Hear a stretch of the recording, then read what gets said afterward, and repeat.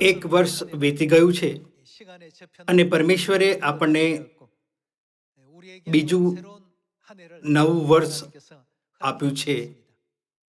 હું આશા રાખું છું કે વિશ્વના તમામ સિયોનના સંતાનો આ વર્ષે પણ પરમેશ્વરથી આશીષ મેળવે. હું પ્રાર્થના કરું છું કે આ વર્ષે આખું વિશ્વ પિતા અને માતાના ગૌરવથી ભરાઈ જાય, જેથી એવી મોટી બૂમ પડી શકે કે જે ઘેટા હજુ સુધી પણ આ વાડામાંના નથી તે પાછા આવી શકે. હું એ પણ પ્રાર્થના કરું છું કે તેઓ પિતા અને માતાની બાહોમાં પાછા ફરે અને પરમેશ્વરના આશીર્વાદમાં પસ્તાવો કરે. આજનું શીર્ષક છે, આવો આપણે પરમેશ્વરને જાણીએ. પિતા પરમેશ્વર અને માતા પરમેશ્વરને જાણવું મહત્વપૂર્ણ છે. આપણે તે પણ જાણવું જોઈએ કે પરમેશ્વર કઈ બાબતને દુષ્ટ માને છે અને કઈ બાબતથી પ્રસન્ન થાય છે. શું તે પરમેશ્વર નથી જે જીવન અને સૌભાગ્ય, મૃત્યુ અને વિનાશને પ્રભાવિત કરે છે? પરમેશ્વર આપણું જીવન, માનવ ઇતિહાસ અને દરેક લોકોમાં કુતૂહલ ઉત્પન્ન કરે છે, જેથી ભવિષ્યવાણીના સમય અનુસાર વિજ્ઞાન અને તકનીકીમાં વિકાસ થઈ શકે. આદમની ઉત્પત્તિ પછી 6000 વર્ષોનો લાંબો સમય વીતી ગયો છે. તેમ છતાં ફક્ત છેલ્લા 100 વર્ષોમાં વિજ્ઞાનનો અસરકારક વિકાસ થયો છે. આ બાબત પર વિચાર કરીએ તો તે સરખામણીમાં ટૂંકો સમયગાળો છે. જેમ પરમેશ્વરે કહ્યું, દરેક બાબતનો સમય હોય છે. શું તેનો અર્થ એ નથી કે પરમેશ્વરે હેતુપૂર્વક 6000 વર્ષોથી નિશ્ચિત સમયની રાહ જોઈ છે? પિતાને આવવાનો દિવસ ખરેખર નજીક છે અને સાથે જ બાઇબલની બધી ભવિષ્યવાણીનો નિર્ધારિત સમય પણ ખૂબ નજીક છે. ઇઝરાયલના અરણ્યમાં 40 વર્ષની યાત્રા આપણા વિશ્વાસના જીવનમાં જે વાસ્તવિકતા છે ફક્ત એક પડછાયો છે. અરણ્યમાં 40 વર્ષ સુધી ઇસ્રાયેલીઓ વારંવાર પ્રલોભનમાં પડ્યા અને કનાનમાં પ્રવેશ કરવાના સમય સુધી કચકચ કરી. મરીબામાં લોકો મૂસાની સમક્ષ દુષ્ટ હતા. તેનાથી જ્યારે મૂસાએ ખડક પર મારતા કહ્યું, અમે આ ખડકમાંથી પાણી કાઢીએ, તો તેણે પરમેશ્વરની મહિમા દર્શાવી નહીં. આ કમનસીબ ઘટના 40 વર્ષની લાંબી મુસાફરીના અંતમાં થઈ. આપણે જોઈએ કે આપણે સ્વર્ગ જવા સુધી પણ અરણ્યમાં વિતાવેલા તેમના જીવન પર મનન કરતા પોતાને જોઈએ અને પોતા પર મનન કરીએ. ચાલો આપણે વારંવાર પોતાને જોઈએ અને આ વાતનું મૂલ્યાંકન કરીએ કે આપણે પરમેશ્વરની આશીષ માટે લાયક જીવન જીવીએ છીએ કે નહીં. અરણ્યમાં તેમની 40 વર્ષની મુસાફરી દરમિયાન ઇસ્રાયેલીઓ ઘણીવાર પરમેશ્વરની ચમત્કારિક શક્તિનો અનુભવ કર્યો. તેમણે 40 વર્ષ સુધી મન્ના ખાધું અને તેમના દુશ્મનો સામે ઘણી જીત મેળવી. જેમ કે જ્યારે પરમેશ્વર તેમના માટે ગિબોન પર સૂર્યને અને આયલોનની ખીણની ઉપર ચંદ્રને થોભી રહેવા દીધા. ભલે પરમેશ્વરે તેમને ઘણા ચમત્કારો બતાવ્યા જે તેમનામાં પરિવર્તન લાવવા અને તેમને આ અહેસાસ કરાવવા માટે પૂરતા હતા કે તે અસ્તિત્વમાં છે, પરંતુ તેમણે ક્યારેય આ રીતે અહેસાસ ન કર્યો. જ્યારે પણ આપણે તે લોકોનો અભિલેખ જોઈએ છીએ જેમણે 40 વર્ષના લાંબા સમયગાળા દરમિયાન કચકચ અને ફરિયાદ કરી હતી, શું આપણે આ અહેસાસ નથી કરી શકતા કે આપણી પાસે એવી ઘણી બાબતો છે જે આપણે સ્વર્ગમાં જવાના સમય પહેલા બદલવી જોઈએ?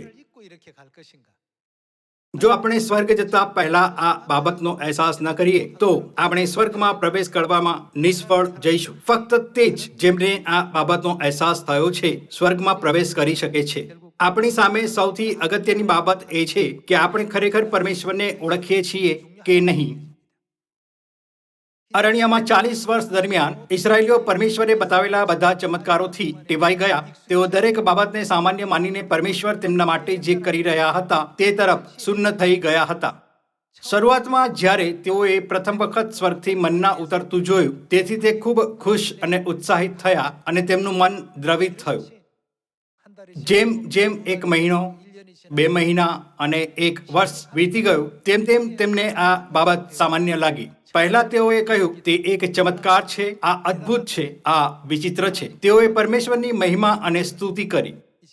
પરંતુ જેમ જેમ સમય પસાર થતો ગયો તેમણે તેને કંઈક એવું માનીને જેના તેઓ યોગ્ય છે તેનું મહત્વ ન સમજ્યા, પરંતુ ખરેખર એવું કંઈ ન હતું જે શરૂઆતથી સામાન્ય હતું. આ ઘટના અસાધારણ અને આશ્ચર્યજનક હતી, પરંતુ તેમણે તેને હંમેશા બનતી સામાન્ય બાબત માની.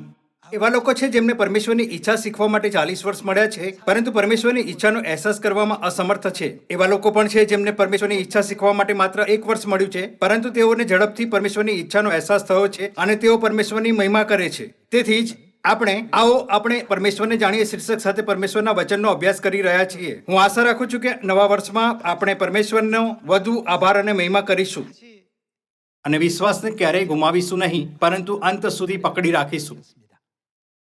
ચાલો આપણે પુનઃનિયમ અધ્યાય 28 પર એક નજર કરીએ. અધ્યાય 28 વચન 1. અને જો યહોવા તારા ઈશ્વરની વાણી ખંતથી સાંભળીને તેની જે આજ્ઞાઓ હું આજે તને આપું છું તે સર્વ પાડીને તું તેમને અમલમાં લાવશે, તો પરમેશ્વર શું કરશે? એમ થશે કે યહોવા તારા ઈશ્વર પૃથ્વીની સર્વ દેશ જાતિઓ કરતા તને શ્રેષ્ઠ દેશ જાતિ કરશે. આ પરમેશ્વરની પ્રતિજ્ઞા છે. તે પરમેશ્વરની પ્રતિજ્ઞા હોવાથી એવા ભાઈ બહેનો છે કે જેઓ આ પ્રતિજ્ઞા પર વિશ્વાસ રાખીને અને વિશ્વાસનું તેમનું પૂરું જીવન આ પ્રતિજ્ઞા પર કેન્દ્રિત કરીને વિશ્વાસના માર્ગ ઉપર નિષ્ઠાપૂર્વક ચાલી રહ્યા છે. વિશ્વાસ કરવા માટે આપણે ખૂબ વધારે જાણવાની જરૂર નથી. જ્યાં સુધી આપણે વિશ્વાસ કરીએ છીએ કે આ પરમેશ્વરની પ્રતિજ્ઞા છે અને પરમેશ્વરની આજ્ઞાઓનું વિશ્વાસપૂર્વક પાલન કરવા માટે કટિબદ્ધ છીએ, ત્યાં સુધી પરમેશ્વર આપણને પૃથ્વીના બધા દેશોમાં શ્રેષ્ઠ કરશે. આ તે પ્રતિજ્ઞા છે જે પરમેશ્વરે આપણને આપી છે. વચન 2 માં લખ્યું છે, અને જો તું યહોવા તારા ઈશ્વરની વાણી સાંભળશે તો આ સર્વ આશીર્વાદ તારા પર આવશે ને તને મળશે. આપણે વિચારવું જોઈએ, પરમેશ્વર માત્ર આપણી ત્રીજા પરિમાણની માનવ દુનિયાને જ નહીં, પરંતુ ચોથા અને પાંચમા પરિમાણોમાં પરમેશ્વરની દુનિયાને પણ સંચાલિત કરે છે.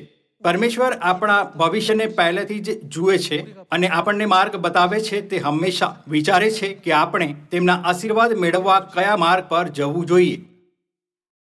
પરમેશ્વરનો પ્રેમ એટલો મહાન છે કે તેમણે આપણા માટે પોતાને બલિદાન કરી વધસ્તંભ પર પોતાનો જીવ આપ્યો. તેથી તે નિશ્ચિત છે કે બીજા કરતાં પણ વધારે પરમેશ્વર નિષ્ઠાપૂર્વક ઈચ્છે છે કે તેમના બાળકો માટે બધું બરાબર થાય. તેથી જ પરમેશ્વરે બાઇબલમાં તે માર્ગને નોંધ કરી જેના પર આપણું ભવિષ્ય સારું થશે. વિશ્વમાં સુંદર શબ્દોથી ભરેલી ઘણી પ્રકારની વાર્તાઓ અને તર્કશાસ્ત્ર છે, પરંતુ શું તેમાંથી કોઈ પણ વચનની સરખામણી પરમેશ્વરના વચન સાથે કરી શકાય છે? કોઈ દાર્શનિકના અત્યંત સ્પર્શનીય અવતરણ પણ પરમેશ્વરના સામાન્ય અવતરણ જેટલો સારો નથી હોઈ શકતો. વચન 3. નગરમાં તું આશીર્વાદિત થશે ને ખેતરમાં તું આશીર્વાદિત થશે.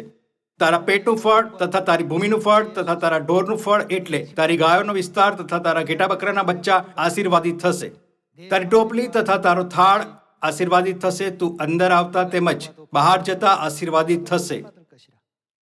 તારા જે શત્રુઓ તારી સામે ચડી આવે તેઓને યહોવા તારી આગળ માર ખવડાવશે. તારી સામે તેઓ એક માર્ગે ધસી આવશે ને તારી સામેથી 7 માર્ગે નાસી જશે. યહોવા તારી વખારોમાં ને જેમાં તું તારો હાથ નાખે છે તે સર્વમાં તને આશીર્વાદ આપશે, અને જે દેશ યહોવા તારા ઈશ્વર તને આપે છે તેમાં તે તને આશીર્વાદ આપશે. જો તું યહોવા તારા ઈશ્વરની આજ્ઞાઓ પાડીને તેમના માર્ગોમાં ચાલશે તો જેમ યહોવાએ તારી આગળ પ્રતિજ્ઞા કરી છે તેમ તે તને પોતાની પવિત્ર પ્રજા તરીકે સ્થાપશે. અને પૃથ્વીના સર્વ લોક જોશે કે યહોવાના નામ પરથી તારું નામ પડેલું છે અને તેઓ તારાથી બીસશે. જ્યારે આપણે પરમેશ્વરના વચનને અનુસરીએ છીએ ત્યારે આપણને આ આશીર્વાદો આપવામાં આવે છે. તો શા માટે આપણે પરમેશ્વરનું સાંભળવું જોઈએ? આપણે આ બાબત પર ધ્યાનપૂર્વક વિચાર કરવો જોઈએ. પરમેશ્વર આપણા દરેકના ભવિષ્યમાં થનાર બાબતોને પહેલેથી જોતા આવ્યા છે. જો કે પરમેશ્વર જીવન અને મૃત્યુ, સૌભાગ્ય અને વિનાશને નિયંત્રિત કરે છે, તેથી જ તેમણે આપણને આશીર્વાદ આપવાનો માર્ગ બનાવ્યો છે. એકવાર આપણે પરમેશ્વરના વચનનું પાલન કરીએ તો આપણે પૂછ નહીં પણ શીર બનીશું. પરંતુ જ્યારે આપણે બધું આપણા વિચારો અને સ્વભાવ અનુસાર કરવાનો પ્રયત્ન કરીશું તો પૂછ કરતાં પણ ઓછા થઈશું.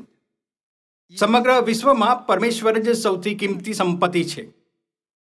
જો આપણે વિશ્વના પ્રખ્યાત વિદ્વાનો અથવા વલણના પ્રખ્યાત વક્તાઓ દ્વારા લખાયેલા પુસ્તકોના સેંકડો હજારો અવતરણોની સરખામણી પરમેશ્વરે આપેલા એક જ અવતરણ સાથે કરવી પડતી, તો આ એક સંદેશ. અને જો તું યહોવા તારા ઈશ્વરની વાણી સાંભળશે તો આ સર્વ આશીર્વાદ તારા પર આવશે ને તને મળશે. તે અવતરણો કરતાં પણ વધુ સારો છે. ભલે આપણે આ વાતને હંમેશા કહીએ છીએ, પરંતુ એવું લાગે છે કે તે આપણા મનથી નથી આવી રહ્યું અથવા સાચું નથી. લાલ સમુદ્ર પાર કરવાના ચમત્કાર સહિત 40 વર્ષ સુધી પરમેશ્વરના અદ્ભુત ચમત્કારોનો અનુભવ કર્યા પછી પણ ઇઝરાયલીઓએ પરમેશ્વરને ન ઓળખ્યા. તેઓ ખરેખર પરમેશ્વરને ઓળખતા ન હતા. આપણે પરમેશ્વર અને હલવાના લોકો તરીકે પૃથ્વી પરથી પરમેશ્વરને અર્પણ કરવામાં આવતા પ્રથમ ફળ છે. આ કારણોસર પરમેશ્વર આપણને તેમની આત્મિક ખેતીથી ઉત્પન્ન થનાર સંપૂર્ણ પ્રાણી બનાવવા માંગે છે. દિવસે ને દિવસે આપણે જ્યાં પણ જઈએ છીએ, આપણે પરમેશ્વરના આપણા માટે આપેલ વિવિધ તકો વિશે આપણે ઉત્સાહિત હોવા જોઈએ, એ વિચારીને કે પરમેશ્વર આજે મને કયો ઉત્તેજક અનુભવ આપશે. આપણે પોતાને પણ પૂછવું જોઈએ, શું હું ખરેખર મારા વિચારોને ત્યાગ કરી શકું છું અને પરમેશ્વર જ્યાં પણ મને લઈ જાય છે ત્યાં પરમેશ્વરને અનુસરી શકીશ? બધા લોકો ઇઝરાયલીઓને 40 વર્ષ અરણ્યમાં તાલીમ આપવામાં આવી હતી, પરંતુ જે લોકો તાલીમમાં સફળ ન થઈ શક્યા તેઓ 40મા વર્ષે પડી ગયા. પરમેશ્વરે આપણને આશીર્વાદ આપવા માટે બાઇબલના 66 પુસ્તકોમાં લખેલા તમામ વચનો આપ્યા છે. ચાલો આપણે પોતાને આની યાદ અપાવીએ કે આ યુગમાં આપણને સીધા આપેલ પરમેશ્વરના વચનોમાં પણ આશીષ છે. તેથી જ આપણે તે વચનોનો અમલ કરવો જોઈએ. ચાલો આપણે વચન 12 વાંચીએ. તારા દેશ પર મોસમમાં વરસાદ મોકલવા માટે અને તારા હાથના સર્વ કામ પર આશીર્વાદ આપવા માટે યહોવા તારે માટે પોતાનો અખૂટ ભંડાર એટલે આકાશ ઉગાડશે. અને તું ઘણી દેશ જાતિઓને ઉછીનું આપશે, પણ તું ઉછીનું લેશે નહીં. અને યહોવા તને સર્વનું શિર બનાવશે, પણ પૂછ નહીં. અને તું ઉપર જ રહેશે ને નીચે રહેશે નહીં. જો યહોવા તારા ઈશ્વરની આજ્ઞાઓ જે આજે હું તને ફરમાવું છું તેઓને તું ધ્યાન આપીને પાળે તથા અમલમાં લાવે, અને જે વચનો આજે હું તને ફરમાવું છું તેઓમાંના કોઈથી જો તું જમણે કે ડાબે ફરી જઈને અન્ય દેવોની સેવા કરવા તેઓની પાછળ નહીં જાય તો એમ થશે. આ પ્રતિજ્ઞા બદલાતી નથી. પરમેશ્વરે બાઇબલની 66 પુસ્તકોમાં આપણા આશીષ પામવાના બધા માર્ગની નોંધ કરી છે, પરંતુ આપણે તે માર્ગોને અનુસરતા નથી કારણ કે આપણે તેમનામાં વિશ્વાસ નથી કરતા. શું તે સાચું નથી કે જ્યારે આપણે તેના શબ્દોમાં સમાયેલા તે બધા આશીર્વાદોનો અહેસાસ કરીશું તો પછી પિતા અને માતા ક્યાંય ગયા પછી પણ આપણે તેમની પાછળ ચાલી શકીશું? આપણા બધાના પોતાના વિચારો છે, તેમજ આપણામાં નાની નાની કલા અને પ્રતિભા પણ છે. જો આપણે પરમેશ્વરની સામે તે બાબતો વિશે બડાઈ કરીએ તો તે ખૂબ શરમજનક હશે. 1 કોરિન્થીમાં પરમેશ્વરે કહ્યું, અને તને પ્રાપ્ત થયું ન હોય તેવું તારી પાસે શું છે?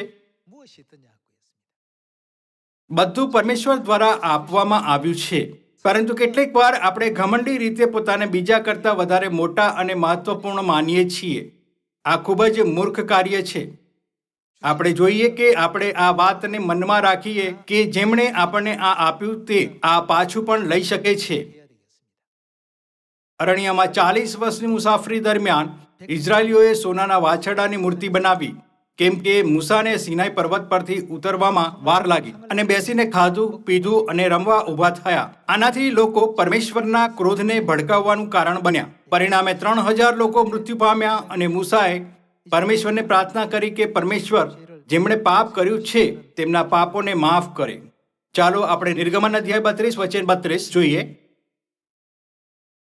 તો પણ તમે તેઓના પાપની ક્ષમા કરો તો સારું, નહીં તો તમારા લખેલા પુસ્તકમાંથી મારું નામ તમે ભૂંસી નાખો. વચન 33, અને યહોવાએ મૂસાને કહ્યું, જેણે મારી વિરુદ્ધ પાપ કર્યું હશે તેનું નામ હું મારા પુસ્તકમાંથી ભૂંસી નાખીશ. આ દુનિયામાં જેઓ અસ્તિત્વમાં છે તેમાંથી પરમેશ્વર આપણને યાદ કરે છે અને નવા કરારની શિક્ષાઓ દ્વારા આપણું માર્ગદર્શન કર્યું છે અને આપણને પરમેશ્વર પર વિશ્વાસ કરવા દીધો છે. પરંતુ આપણે હંમેશા પરમેશ્વરના આશીર્વાદથી દૂર ભટકી જઈએ છીએ. જો પરમેશ્વરે વચન આપ્યું આ કરવાથી તમે ધન્ય થશો, તો પરમેશ્વર ચોક્કસપણે આશીર્વાદ આપશે. જો આપણે તે વાત પર વિશ્વાસ કરીને તેને માનીએ તો આપણે ધન્ય થઈશું. પરંતુ કેમ કે આપણે આ વાત પર વિશ્વાસ નથી કરતા, અથવા કેમ કે આપણો વિશ્વાસ ધીરે ધીરે નબળો પડી રહ્યો હોવાથી આપણે જોઈએ તેટલા પ્રયત્નો નથી કરતા. આપણે અસહાય થઈને એવા કામ કરીએ છીએ જે આપણને પરમેશ્વરના આશીર્વાદથી દૂર રાખે છે. આથી જ પરમેશ્વરે આ વચનમાં કહ્યું, જે વ્યક્તિએ મારી વિરુદ્ધ પાપ કર્યું છે તેનું નામ હું મારા પુસ્તકમાંથી કાપી નાખીશ. તો પછી પરમેશ્વર કઈ બાબતને પાપ માને છે? બાઇબલમાં આપણે ઘણા દ્રશ્યો શોધી શકીએ છીએ જ્યાં લોકોએ પરમેશ્વર વિરુદ્ધ પાપ કર્યું. ત્યાં એક કારણ છે કે પરમેશ્વરે આપણને તે દરેક કિસ્સા બતાવ્યા. શું બાઇબલ એમ નથી કહેતું કે પરમેશ્વરે આ બધી બાબતો આપણી જ શિક્ષા માટે લખી છે, જેથી આપણે પણ તે ભૂલો ન કરીએ જે તેઓએ કરી હતી? જો કોઈનું નામ પરમેશ્વરના પુસ્તકમાંથી કાપવામાં આવે તો તે એક ભયાનક દુર્ભાગ્ય હશે. કેટલાક લોકો કહી શકે છે કે મારી પાસે નોકરી નથી, તેથી મને છેલ્લા કેટલાક દિવસોથી ખોરાક મળ્યો નથી. હું એક વૈભવી મકાનમાં રહેતો હતો, પરંતુ હવે હું આર્થિક મુશ્કેલીઓને કારણે સાધારણ મકાનમાં રહું છું. આ દુર્ભાગ્ય નથી. શું પરમેશ્વરની પુસ્તકમાંથી કાપી અને ભૂસાઈ જવું મોટું દુર્ભાગ્ય નથી? નિર્ગમન 32 અધ્યાયમાં મૂસાએ કહ્યું, પરમેશ્વરની પુસ્તકમાંથી મારું નામ કાપી નાખો. આ લોકોનું યોગ્ય રીતે સંચાલન ન કરી શકવાનું મારું પાપ મોટું છે. ત્યારે પરમેશ્વરે કહ્યું, હું તે કરીશ નહીં. જે વ્યક્તિએ મારી વિરુદ્ધ પાપ કર્યું છે તેનું જ નામ હું મારા પુસ્તકમાંથી કાપી નાખીશ. યહોશુ અધ્યાય 7 વચન 20માં પરમેશ્વરે આપણને આ બતાવ્યું કે આકાનનું પાપ જે પરમેશ્વરની પવિત્ર અર્પણને પવિત્ર ન માનવાને કારણે થયું, છેવટે તેનું નામ પરમેશ્વરના પુસ્તકમાંથી કાપી નાખવામાં આવ્યું. અને શું તેને કારણે તે એવો વ્યક્તિ ન બન્યો જે હંમેશા નરકની અનંત અગ્નિમાં પીડા ભોગવશે? ગણના અધ્યાય 16માં અરણ્યમાં 40 વર્ષની મુસાફરી દરમિયાન 16મા વર્ષે શું બન્યું તેનો અભિલેખ આપે છે. એક દાયકાથી વધુ સમય વીતતા કોરા અને તેના લોકો મૂસાના કાર્યો સાથે સંમત ન થયા અને વિચારવા લાગ્યા, શું પરમેશ્વર ફક્ત તેમની સાથે છે? પરમેશ્વર અમારી સાથે પણ છે. આ રીતે તેઓ ઘમંડી બન્યા અને મૂસાનો વિરોધ કરવા લાગ્યા. ચાલો આપણે ગણના અધ્યાય 16 જોઈએ. આપણે જાણવું જોઈએ કે પરમેશ્વરના મનમાં શું છે. પરમેશ્વર કેવી બાબતને પાપ માને છે? પરમેશ્વરને કઈ બાબતથી નફરત છે? અને પરમેશ્વર સિયોનમાં શું ન થવા ઈચ્છે છે? કેટલાક લોકો કહે છે આ ફક્ત 3500 વર્ષ પહેલા ઇતિહાસમાં થયેલી ઘટના છે. તે માત્ર ઇતિહાસ જ નથી. બાઇબલની 66 પુસ્તકોમાં સમય અને સ્થાનની કોઈ મર્યાદા નથી. તે સમય અને સ્થાનથી પરે છે. કારણ કે 3500 વર્ષ પહેલાના પરમેશ્વર અને આ યુગના પરમેશ્વર અલગ અલગ પરમેશ્વર નથી, પરંતુ એક જ પરમેશ્વર છે. દરેક યુગમાં પરમેશ્વરને જે ગમતું નથી તે ક્યારેય બદલાતું નથી. આમ જો આપણે ઇતિહાસમાં આ ઘટના પર ધ્યાન કરીએ તો સમજી શકીએ છીએ કે એવું શું છે જે આ યુગમાં આપણે ન કરવું જોઈએ. શું તે આ વર્ષે પરમેશ્વરના આશીર્વાદમાં જીવવાનો માર્ગ નથી? ચાલો આપણે અધ્યાય 16 વચન 1 પર જઈએ. અને લેવીના દીકરા કહાતના દીકરા કિસારનો દીકરો કોરા તથા અલિયાબના દીકરા દાથાન તથા અબીરામ તથા પેલેતનો દીકરો ઓન, પ્રજાના 250 અધિપતિઓ કે જેઓ સભામાં તેડાયેલા નામાંકિત માણસો હતા, તેમને લઈને મૂસાની આગળ ઊભા થયા. 250 માણસોએ તેમની સાથે ગઠબંધન કર્યું. તેઓએ મૂસાની વિરુદ્ધ બળવો કરવા માટે તેની સાથે જોડાયા. વચન 3, અને મૂસા તથા હારૂનની સામે તેઓ એકત્ર થઈને તેઓને કહ્યું, સમગ્ર પ્રજામાંના સર્વ પવિત્ર છે ને યહોવા તેઓની મધ્ય છે. તે જોતા તમે વિશેષ સત્તા ધારણ કરો છો, તો તમે યહોવાની મંડળી પર પોતાને મોટા કેમ મનાવો છો? અને મૂસાએ એ સાંભળ્યું ત્યારે તે ઊંધો પડ્યો અને તેણે કોરા તથા તેની આખી ટોળીને કહ્યું, કોણ તેના છે ને કોણ પવિત્ર છે ને કોને તે પોતાની રૂબરૂ બોલાવશે, તે યહોવા કાલે બતાવશે.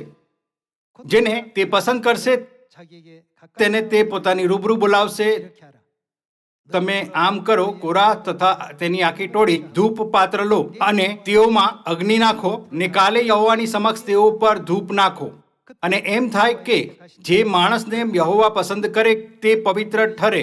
લેવીના દીકરાઓ, તમે વિશેષ સત્તા ધારણ કરો છો. અને મૂસાએ કોરાને કહ્યું, લેવીના દીકરાઓ સાંભળો, એ શું તમને જૂજ લાગે છે કે ઇઝરાયેલના ઈશ્વરે તમને પોતાની નજીક લાવવા માટે યહોવાના મંડપની સેવા કરવાના માટે ને પ્રજાની સામે ઊભા રહીને તેઓની સેવા કરવા માટે ઇઝરાયેલની પ્રજાથી તમને અલગ કર્યા છે?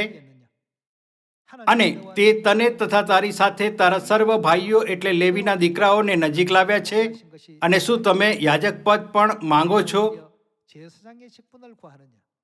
એક કારણ માટે તું તારી આખી ટોળી યહોવાની વિરુદ્ધ એકત્ર થયા છો. અને હારૂન તે કોણ કે તમે તેની સામે કચકચ કરો છો? અને મૂસાએ માણસ મોકલીને અલિયાબના દીકરા દોથાન તથા અબીરામને તેડાવ્યા અને તેઓને કહ્યું, અમે ત્યાં નહીં આવીએ. મૂસાએ તેમને બોલાવ્યા, પરંતુ તેઓએ આવવાની ના પાડી. વચન 13. તો અમને અરણ્યમાં મારી નાખવા માટે દૂધ મધની રેલછેલવાળો દેશથી અહીં કાઢી લાવ્યો છે. એ કંઈ થોડું છે કે વળી તું અમારા પર આગેવાની કરે છે? વળી તું અમને દૂધ મધની રેલછેલવાળા દેશમાં નથી લાવ્યો અને તે અમને ખેતરોનો તથા દ્રાક્ષવાડીનો વારસો નથી આપ્યો. શું તું આ માણસોની આંખો ફોડી નાખીશ? અમે ત્યાં આવનાર નથી. અને મૂસાને ઘણો ક્રોધ ચડ્યો ને તેણે યહોવાને કહ્યું, તમે તેઓના અર્પણને ન ગણકારો. મેં તેઓની પાસેથી એક ગધેડું પણ લીધું નથી ને તેઓમાંના કોઈને મેં ઉપદ્રવ કર્યો નથી. અને મૂસાએ કોરાને કહ્યું, તું તથા તારી આખી ટોળી એટલે તું તથા તેઓ તથા હારૂન કાલે યહોવાની સમક્ષ હાજર થાવ. અને તમારામાંનો દરેક માણસ પોતાનું ધૂપપાત્ર એટલે 250 ધૂપપાત્રો યહોવાની સમક્ષ લાવે. અને તું તથા હારૂન પણ પોતપોતાનું ધૂપપાત્ર લાવ. અને પ્રત્યેક માણસે પોતપોતાનું ધૂપપાત્ર લીધું ને તેમાં અગ્નિ લીધો ને તે પર ધૂપ નાખ્યો. ને મૂસા તથા હારૂન સહિત તેઓ મુલાકાત મંડપના દ્વારમાં ઊભા રહ્યા. અને કોરાએ તેઓની વિરુદ્ધ સમગ્ર પ્રજાને મુલાકાત મંડપના દ્વારની પાસે એકત્ર કરી અને સમગ્ર પ્રજાને યહોવાના ગૌરવના દર્શન થયા. અને યહોવાએ મૂસા તથા હારૂનને કહ્યું, આ પ્રજામાંથી જુદા નીકળો કે એક પળમાં હું તેઓનો સંહાર કરું. અને તેઓએ ઊંધા પડીને કહ્યું, હે ઈશ્વર, સર્વદેહના આત્માઓના ઈશ્વર, શું એક માણસ પાપ કરે તેથી તમે સમગ્ર પ્રજા પર કોપાયમાન થશો? અને યહોવાએ મૂસાને કહ્યું, લોકોને કહે, કોરા, દાથાન તથા અબીરામના તંબુની આસપાસથી ઉઠી જાઓ. અને મૂસા ઉઠીને દાથાન તથા અબીરામની પાસે ગયો અને ઇઝરાયેલના વડીલો તેની પાછળ ગયા. અને તેણે લોકોને કહ્યું, કૃપા કરીને આ દુષ્ટ માણસોના તંબુઓ પાસેથી દૂર જતા રહો ને તેઓની કઈ ચીજનો સ્પર્શ ન કરો. રાખીને તેઓના સર્વ પાપોમાં તમારો સંહાર થાય. અને તેઓ ચારે બાજુથી કોરા, દાથાન તથા અબીરામના તંબુઓ પાસેથી ઉઠી ગયા. અને દાથાન તથા અબીરામ બહાર નીકળીને તેઓની સ્ત્રીઓની તથા તેઓના દીકરા તથા તેઓના નાના બાળકો સહિત પોતાના તંબુઓના બારણામાં ઊભા રહ્યા. અને મૂસાએ કહ્યું, આથી તમે જાણશો કે યહોવાએ આ સર્વ કામ કરવાને મને મોકલ્યો છે, કેમ કે એ કામો મેં પોતાની મેળે કર્યા નથી. જો આ માણસો સર્વ માણસોના મારની પેઠે તેમના પર માર આવે તો એમ જાણવું કે યહોવાએ મને મોકલ્યો નથી.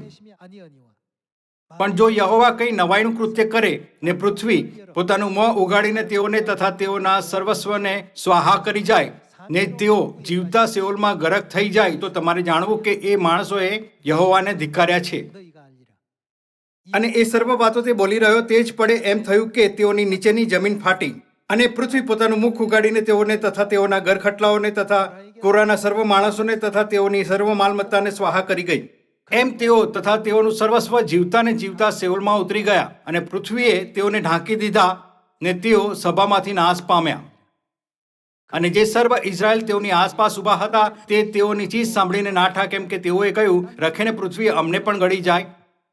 અને યહોવાની પાસેથી અગ્નિ ધસી આવ્યો ને જે 250 માણસો ધૂપ ચડાવતા હતા તેઓને ભસ્મ કર્યા. અહીં આપણે પવિત્ર આત્માના યુગમાં આત્મા અને કન્યા બનીને આવ્યા પિતા પરમેશ્વર અને માતા પરમેશ્વરને શું ગમે છે અને શું નહીં તે વાતને લઈને પરમેશ્વરના મનને સમજવાની બુદ્ધિ આપવામાં આવી છે.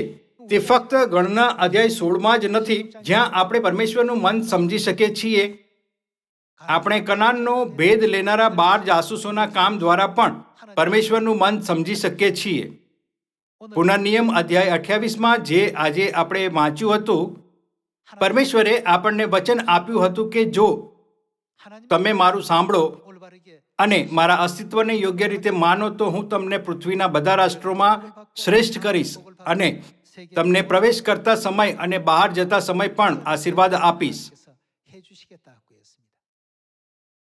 આપણે આશીર્વાદ પામવાનો દરેક માર્ગ જાણતા નથી, પરંતુ શું તે પરમેશ્વર નથી કે જેમને તે માર્ગ અને દિશાનું જ્ઞાન છે, જેના દ્વારા આપણે માનવજાતમાં સર્વશ્રેષ્ઠ થઈશું? ભાઈઓ અને બહેનો, આપણે પરમેશ્વરમાં વિશ્વાસ રાખનારા લોકો છીએ. આપણે જાણીએ છીએ કે પરમેશ્વર જીવન અને સૌભાગ્ય, મૃત્યુ અને વિનાશને નિયંત્રિત કરે છે.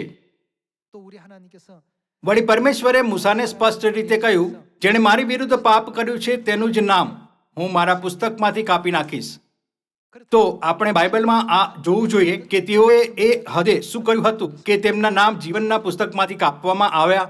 બધા લોકો, જો આપણે આનંદ સાથે પાલન કરવા ઈચ્છીએ છીએ તો આપણે પરમેશ્વરની ઈચ્છાને સમજવી જોઈએ. એકવાર આપણે પરમેશ્વરની કોઈ પણ આજ્ઞાઓનું સંપૂર્ણ પાલન કરીશું તો આપણી પાછળ માત્ર આશીર્વાદ જ હશે.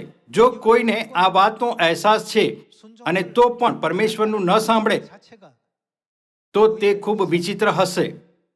ચાલો આપણે પૂરા મનથી વિશ્વાસ કરીએ કે જ્યારે આપણે પરમેશ્વરના વચનને અમલમાં લાવીએ છીએ તો ધન્ય થઈ શકીએ છીએ. અને ચાલો આપણે વિશ્વાસ અને અનુભૂતિ કરી અને તેને અમલમાં મૂકીએ. જ્યારે પરમેશ્વર આ પૃથ્વી પર 2000 વર્ષો પહેલા આવ્યા ત્યારે તેમણે આપણને એક મહત્વપૂર્ણ શિક્ષણ આપ્યું હતું. ચાલો આપણે માથી અધ્યાય 12 વચન 30 જોઈએ. જે મારા પક્ષનો નથી તે મારી વિરુદ્ધ છે, ને જે મારી સાથે સંગ્રહ નથી કરતો તે વેરી નાખે છે. એ માટે હું તમને કહું છું કે દરેક પાપ તથા દુર્ભાષણ માણસોને માફ કરવામાં આવશે, પણ પવિત્ર આત્માની વિરુદ્ધ જે દુર્ભાષણ કરે તે માણસને શું નહીં કરવામાં આવે? માફ નહીં કરવામાં આવે. જે કોઈ મનુષ્યના પુત્રમાં વિરોધમાં વાત કહેશે તેનો આ અપરાધ ક્ષમા કરવામાં આવશે, પરંતુ જે કોઈ પવિત્ર આત્માના વિરોધમાં કંઈ કહેશે તેનો અપરાધ ન તો આ યુગમાં અને ન આવનાર યુગમાં ક્ષમા કરવામાં આવશે. પરમેશ્વરે કહ્યું, જેણે મારી વિરુદ્ધ પાપ કર્યું છે તેનું જ નામ હું મારા પુસ્તકમાંથી કાપી નાખીશ. તેથી જે કોઈ પવિત્ર આત્માની નિંદા કરે અથવા તેમની વિરુદ્ધ કોઈ વાત કહેશે તેનું નામ પરમેશ્વરે ઉલ્લેખ કરેલી જીવનની પુસ્તકમાંથી કાપી નાખવામાં આવશે. ઘણા લોકો અમને પૂછે છે, શું પિતા આનસાંગ હોંગે ચમત્કાર બતાવ્યા? પિતા આનસાંગ હોંગની ઈચ્છા શું છે જેની પર તે ઈચ્છે છે કે અમે ચાલીએ? તે શું છે જે પિતા આનસાંગ હોંગ શોધે છે? પરમેશ્વરે બાઇબલની 66 પુસ્તકો દ્વારા આપણને બધી બાબતોની સાક્ષી આપી છે, પરંતુ કેટલાક લોકો આ પ્રશ્નો પૂછે છે. એવું લાગે છે કે તેઓ આવા પ્રશ્નો તે કારણે પૂછે છે કેમ કે તેઓ માનતા નથી કે ખ્રિસ્ત આનસાંગ હોંગ પરમેશ્વર છે. પિતાના યુગમાં પિતાએ પોતાને યહોવા તરીકે પ્રગટ કર્યા અને પુત્રના યુગમાં આ પૃથ્વી પર આવીને તેમણે પોતાને ઈસુ તરીકે પ્રગટ કર્યા, અને તે તેમના બાળકોના ઉદ્ધાર માટે આ પવિત્ર આત્માના યુગમાં વધુ એક વખત શરીર ધારણ કરીને આવ્યા. શું તે બધા સત્યને પુનર્સ્થાપિત કરીને જે શૈતાને બરબાદ અને નષ્ટ કર્યું હતું, ઉદ્ધારનો માર્ગ ખોલીને સ્વર્ગ ન ગયા? જો માણસ સામે પાપ અને નિંદા કરે છે તેને માફ કરી શકાય છે, પરંતુ જે લોકો પવિત્ર આત્માની નિંદા કરે છે તેને ક્યારેય માફ કરી શકાતા નથી. બાઇબલ સ્પષ્ટ જણાવે છે કે આ પાપ ન તો આ યુગમાં કે ન તો આવનારા યુગમાં પણ માફ કરી શકાતું નથી. આપણે જોઈએ કે આપણે પરમેશ્વરના આ વચનોને યાદ કરતા કે હું મારી પુસ્તકમાંથી નામ કાપી નાખીશ, આ સમજવા માટે કે પરમેશ્વર કઈ બાબતને પાપ માને છે, બાઇબલની 66 પુસ્તકોને કાળજીપૂર્વક જોઈએ. પરમેશ્વર કઈ દિશા શોધે છે તે આપણે સમજવું જોઈએ. તે પરમેશ્વર હતા જેઓએ નિર્ગમન પછી ઇઝરાયલીઓને કનાન પર વિજય મેળવવાની મંજૂરી આપી. તે પરમેશ્વર હતા જેઓએ કોરાને સજા કરી. તે પણ પરમેશ્વર જ હતા જેઓએ 10 અલ્પવિશ્વાસી જાસૂસોને ફટકાર્યા. તેમનું નામ પિતાના યુગમાં યહોવા, પુત્રના યુગમાં ઈસુ અને પવિત્ર આત્માના યુગમાં ખ્રિસ્ત આન સાંગ હોંગ હતું. બાઇબલનો અભ્યાસ કરવાનું આપણું મુખ્ય લક્ષ્ય શું છે? શું તે પરમેશ્વરને જાણવાનું નથી? આપણા પિતા અને માતા દરેક બાબતને સમય અને સ્થાનથી પરે થઈને સંચાલિત કરી રહ્યા છે. 3500 વર્ષ પહેલા, 2000 વર્ષ પહેલા અને 6000 વર્ષ પહેલા પણ જ્યારે પરમેશ્વરે આદમને બનાવ્યો હતો, તેઓ સતત આપણને પરમેશ્વરની ઈચ્છા બતાવે છે અને આપણને પરમેશ્વરની ઈચ્છા સમજવામાં મદદ કરે છે.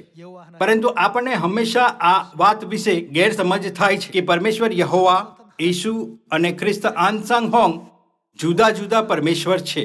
પરમેશ્વરના સચોટ જ્ઞાનના અભાવને કારણે આપણે ઘણીવાર તે વાતને સમજવામાં ચૂકી જઈએ છીએ કે આ યુગમાં આપણે કેવા પ્રકારના માર્ગ પર ચાલવું જોઈએ. પવિત્ર આત્માના યુગમાં પણ એવા મૂર્ખ લોકો છે જે સ્વર્ગીય માતાની નિંદા અને નકાર કરે છે. પરંતુ શું પિતાએ સ્પષ્ટપણે સ્વર્ગીય માતાની સાક્ષી નથી આપી? એલિસાએ એલિયાનું પાલન કર્યું, યહોશુએ મૂસાનું પાલન કર્યું, પિત્તરે ઈસુનું પાલન કર્યું અને હું માતાનું પાલન કરું છું. પિતા આપણા પરમેશ્વરે પોતે આ લખ્યું છે. કોઈ પણ પરમેશ્વરની આ ઈચ્છાનો વિરોધ નથી કરી શકતો. પરમેશ્વરે માનવજાતને તેમની પસંદગીના પરિણામો એમ કહીને બતાવ્યા, જો તમે આ કરશો તો ધન્ય થશો અને જો નહીં કરો તો શ્રાપિત થશો. પરંતુ દુર્ભાગ્યવશ એવા ઘણા લોકો છે જે એવા માર્ગે ચાલે છે જે તેમના પર શાપ લાવે છે. કોરા, આખાન અને યહૂદા ઇસ્કરિયોતીની વાર્તા સારી ન હોવા છતાં પણ બાઇબલમાં કેમ લખેલી છે?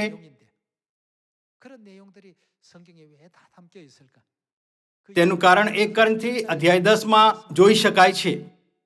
જેમ તેઓમાંના કેટલાકે કર્યું તેમ આપણે ન કરીએ. આ વર્ષે આવો આપણે પિતા અને માતાને વધારે ખુશી અને મહિમા આપીએ. પરમેશ્વર દ્વારા આપણને ધન્ય બનાવવાનો માર્ગ બતાવ્યો હોવાથી, તેથી ચાલો આપણે તે માર્ગો પરથી ગેરમાર્ગે ન જઈએ. આ વર્ષે ભલે આપણે જાંગનો સાંધો મોચાઈ જવાનો દર્દ અનુભવીએ, આવો આપણે સ્વર્ગીય આશીર્વાદ મેળવવા માટે દ્રઢ સંકલ્પી બનીએ. આ સંકલ્પ સાથે ચાલો આપણે આ વર્ષે સુવાર્તાના ઘણા અનુકૂળ પરિણામો સાથે ભરીએ જે પિતા અને માતાના પ્રેમ અને આશીર્વાદને પાત્ર છે.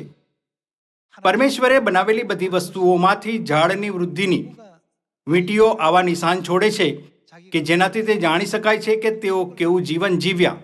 આપણી આત્માઓ પર પણ વૃદ્ધિની વીંટીઓ છે અને તે બતાવે છે કે આપણે પાછલા વર્ષમાં કેવું જીવન જીવ્યા. આપણે તે ભૂલી શકીએ છીએ કે આપણી પાસે કેવા પ્રકારના વિચારો હતા, કેવા પ્રકારનો વિશ્વાસ હતો અને પાછલા 1 વર્ષમાં આપણે કેટલા પ્રયત્ન કર્યા હતા. વૃદ્ધિની વીંટીઓથી આ સ્પષ્ટ થાય છે કે કયા વર્ષે દુષ્કાળ હતો, કયા વર્ષે પૂર આવ્યું હતું, કયા વર્ષે પર્વત ઉપર આગ લાગી હતી વગેરે. આ બધું વૃદ્ધિની વીંટીઓમાં નોંધાયેલું છે. આપણે એ વાતને ધ્યાનમાં રાખવી જોઈએ કે આપણી આત્માઓની પણ વૃદ્ધિની વીંટીઓ છે. કેમ કે પરમેશ્વરે કહ્યું કે હું નવા કરાર દ્વારા તમારા ભૂતકાળના પાપો અને અધર્મોને માફ કરીશ. પરમેશ્વર ભૂતકાળની બધી બાબતોને માફ કરશે. આ વર્ષે ચાલો આપણે આપણી આત્માઓની વૃદ્ધિની વીંટીઓમાં એવા નિશાનો છોડીએ જેથી આ સ્પષ્ટ થાય છે કે આપણે આપણું જીવન પિતા અને માતાની મહિમા માટે જીવ્યા છે અને પાલન કર્યું છે. આજની પ્રાર્થનામાં માતાએ કહ્યું, તમે જે મારા આ નાનાથી નાના માટે કર્યું તે મારી સાથે કર્યું. શું આ વચન માથી અધ્યાય 25 નથી? તમે જે મારા આ નાનાથી નાના ભાઈઓ માટે કર્યું તે મારી સાથે કર્યું. પરમેશ્વરે આ શબ્દોને અમુક પ્રકારના દાર્શનિક ભાવ તરીકે નથી છોડ્યા. પ્રકટીકરણના પુસ્તકમાં પણ પરમેશ્વરે કહ્યું, હું તમારા દરેકને તમારા કાર્યો અનુસાર બદલો આપીશ. કેમ કે બાઇબલ કહે છે કે આપણા બધા કાર્યો સ્વર્ગીય જીવનના પુસ્તકમાં લખાયેલા છે. તેથી ચાલો આપણે આ કોરોના વિશ્વ રોગચાળા દરમિયાન પણ પરમેશ્વરે આપેલ આ મિશનને અમલમાં મૂકવા માટે તમામ પ્રયત્નો કરીએ.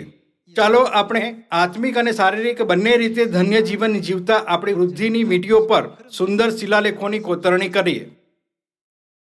આમ કરીને ચાલો આપણે આ વર્ષે પિતા અને માતાની વધુ મહિમા કરીએ.